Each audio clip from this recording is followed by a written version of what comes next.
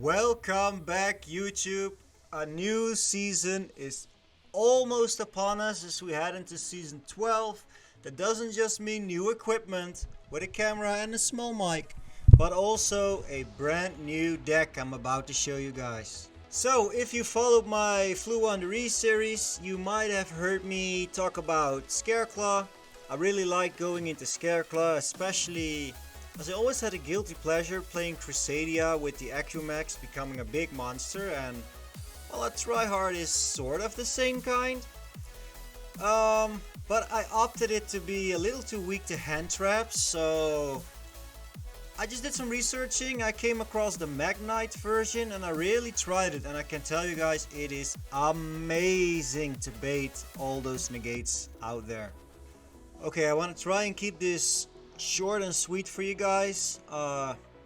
It's a blind second deck, so that means we want to go second as much as possible. So first we got Handtraps, we got Effect Veiler. I am not sure on that yet. Neither am I on Splash, but we'll go over that in a bit. Of course we run Max C. If you're going second, this is a brilliant card. It could add a lot of cards to your hand. Ash Blossom, obviously you're always gonna want that.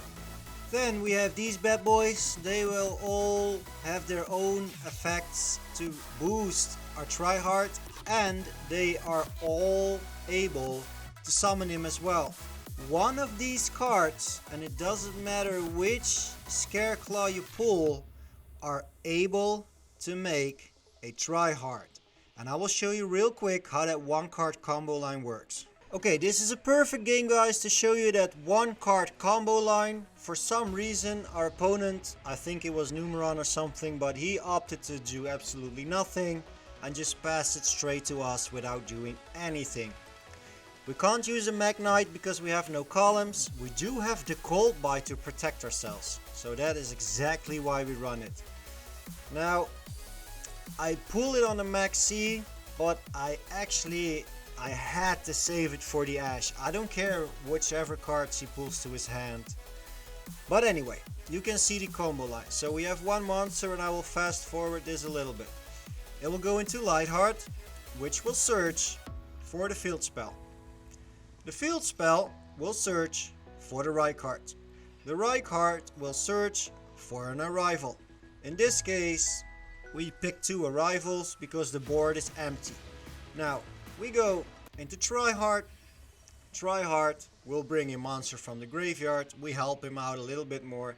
So here we actually have multiple attacks per turn. We also take damage boost. And this is just the bread and butter Scareclaw combo. We run 2 copies of Feast of Starfrost. He is basically there to pop your Lightheart, because Lightheart will summon itself back on the field when Starfrost is out. What you could also do if Lightheart is already in the graveyard for whatever reason and you do have another Scareclaw out, except Rykard, you can use this to pop it, bring it on the field, so it could basically work a little bit with Splash, because Splash makes it able to attack in defense position and it has an attacking stat, but basically we just want it to bring Lightheart out, and this will add 2 bodies on the field instead of just 1, which is great. We need bodies on the field. For the Mekk Knights, if you're not familiar with them, we got the Blue Sky, which if it's summoned, it will bring Mekk Knights from your deck to your hands, which draws for an Ash.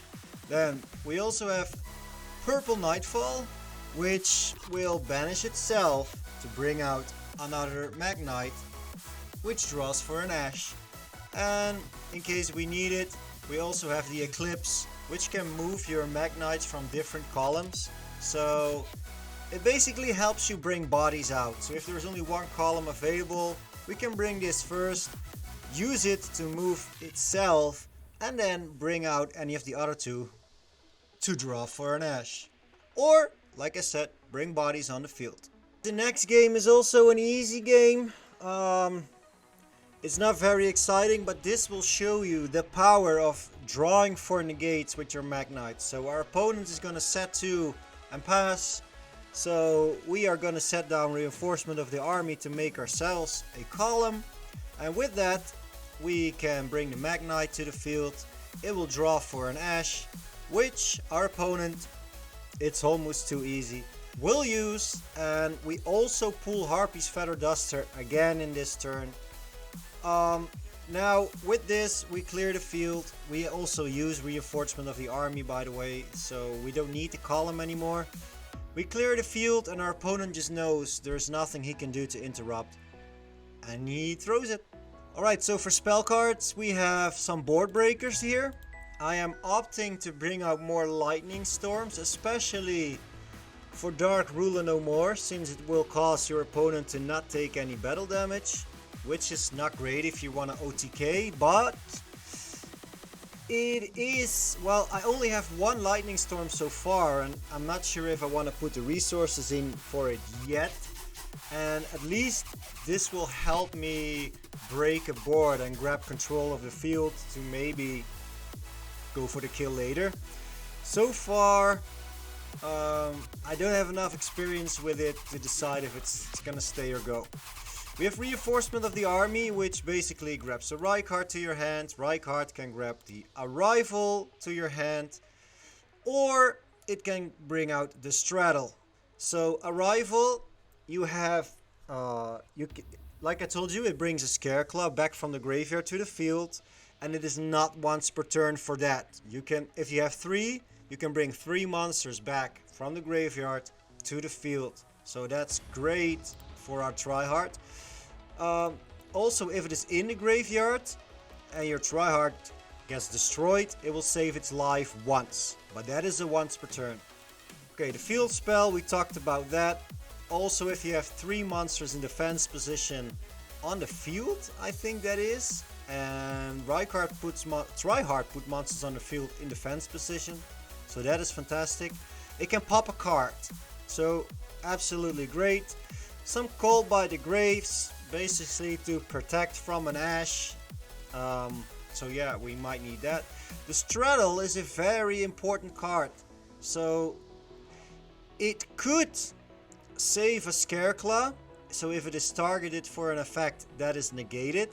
But keep in mind, guys, and I forget it still, I have to learn this, our tryhard is unaffected by the activated effects of defense position monsters. So let's say you have a Mirror Jade and it wants to banish it, it will be put in defense position, it cannot banish it, okay?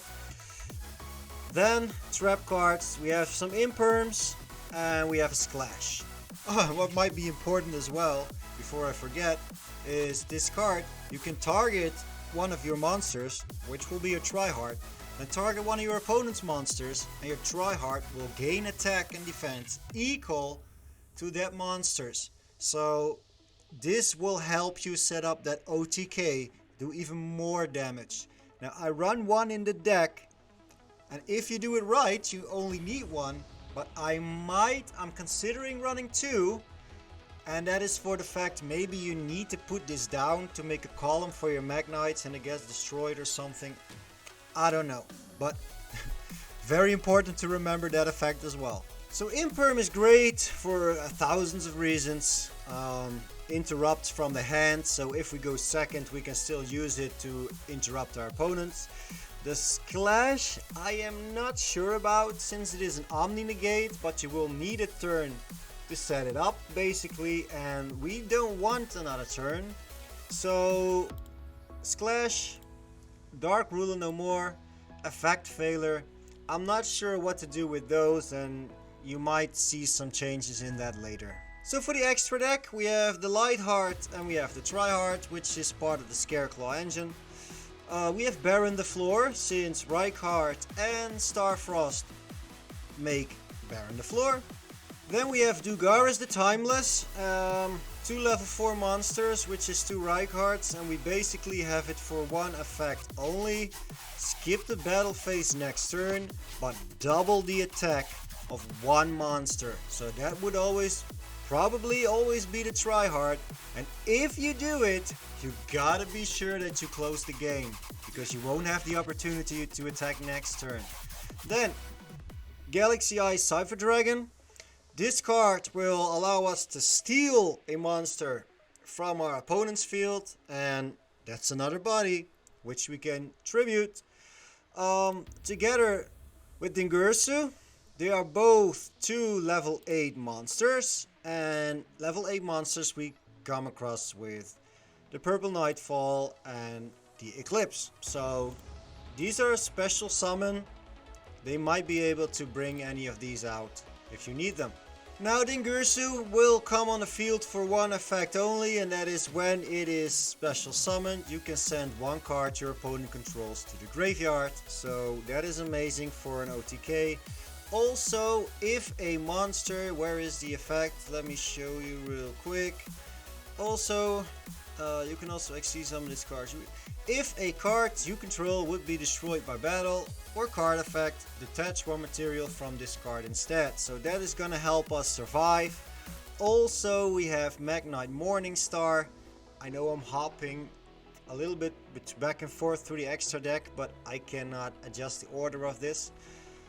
But this will protect our Mekk Knights if they can only be destroyed by monsters from the same column. Otherwise, they are unaffected by battle and they won't even take battle damage.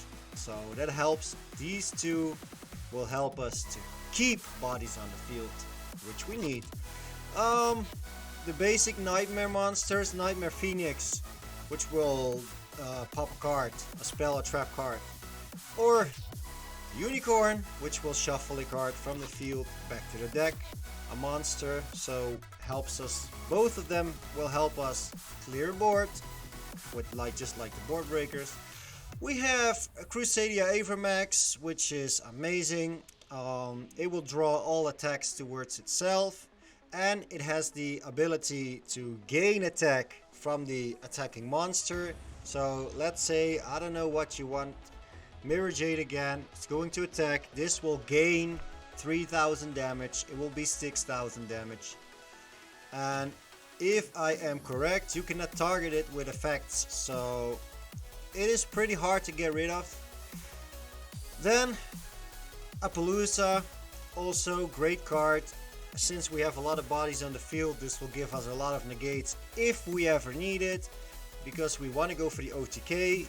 Speaking of which, Access Code Talker is great for the OTK. As I told you before, this was taught to me as the endgame card.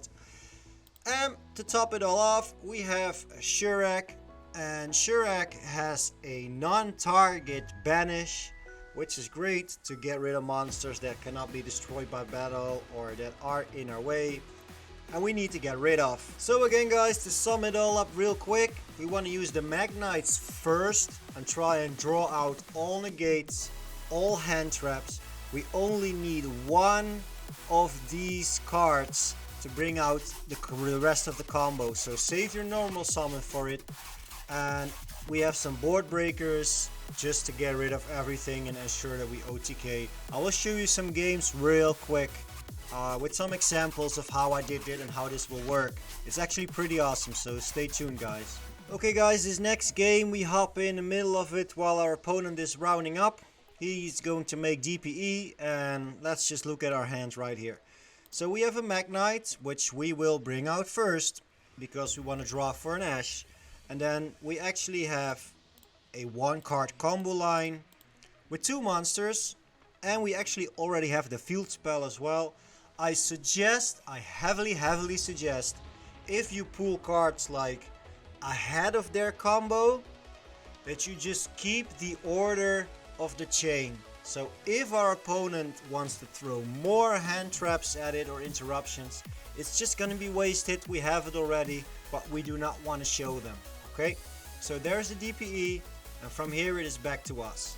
So we will use our Mekk Knight first to draw for an Ash, see if it works. Brilliant, we got rid of the Ash. That means unless there is an imperm there, we can bring the combo line. We use Harpy's Feather Duster to negate it. Going into 1-card combo line here, field spell, and our opponent decides to destroy it. But we have the right card already. That is why I told you guys, keep the order. Now our chain is not interrupted. We pull for the straddle, since our opponent has nothing left to interrupt us. With Mekk C, he revealed his hand. We bring out monsters, we need armor piercing, and we need multiple attacks per turn. So that is why we bring out 3 monsters, pop the straddle, boost our monster, and from here it's gonna be bang, bang, bang. I love this part. So in this game we have a great second hand with a Mekk C, we have 2 hand traps, but as you can see, we also had the Reinhardt, we had the field spell, so we could get into combo. This is actually a very easy game, as we pull one of the board breakers. This is why I opt to run more lightning storms over Dark Ruler No More, and that's game. For this final game, guys, we're gonna have like our final exam, and we're going to try it out against Branded Despia. This is actually a little bit longer game since we missed a kill. But yeah, this is our hand. We have a Mekk Knight, which is great. We have a hand trap in Mekk C, which is also great. Our opponent has the cold bite. That is fine. Remember, we just want to burn their hand traps and negates. So, little bit fast forwarding from here, because, well, I assume you know how Branded Despia works. If not, I am making a Discord. It is like very raw right now and there's nobody in it. It's not even public. But we're gonna try and help people there come back to the game. If you're a new player, just come in there, and if you need help, just ask. We're happy to help you. Alright, so to sum it up a little bit, remember in the graveyard our opponent tossed Branded Opening there, which will save the life of Mirror Jade just once. We make a column by setting this face down, and this actually worked great because our opponent, he used the Mirror Jade to banish our Mekk Knight, but it will banish itself. And we actually force it to banish the Aliber like that. So maybe he did it on purpose, I don't know, because we lost the column. We burn the Branded Opening and we make a new column. And here I think I made a misplay. Because I put the straddle down, maybe I should have put the Dark Ruler No More down instead. But for some reason later on this card won't pop and it won't activate, and I didn't really understand why. But anyway, as you can see, the Mekk Knight, it is again forcing our opponent to use cards.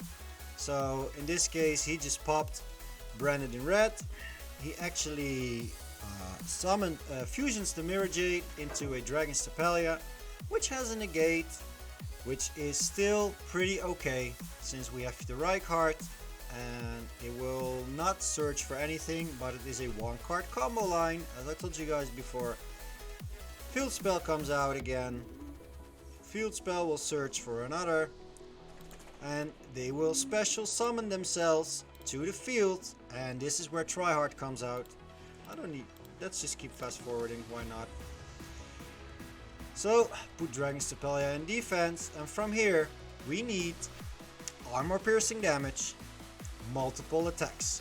And we had 3 monsters on the field in defense position, so we gotta pop. So that's attack 1, that is attack 2. Unfortunately, if we could get the 3rd monster out, that would be damage boost and this would be game. But we didn't, so too bad for us. There's the Branded in red, it's set again. And here is where I am still learning the deck. First we get the very excited Branded Despia play again. With Branded Fusion, so Mirror Jade is back.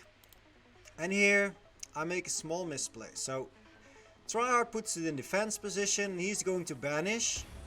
And I wanted to use Straddle to protect my Tryhard from that banish, but I forgot that the Tryhard is unaffected. Oh, hey, come back. Unaffected by the activated effects of defensive monsters, so it couldn't be negated. Then Fallen of Albaz is there. This time I wasn't worried because I just learned my lesson and I knew it was not gonna be able to fuse with the Tryhard. It did put a Scareclaw back for us in the graveyard, so that is great.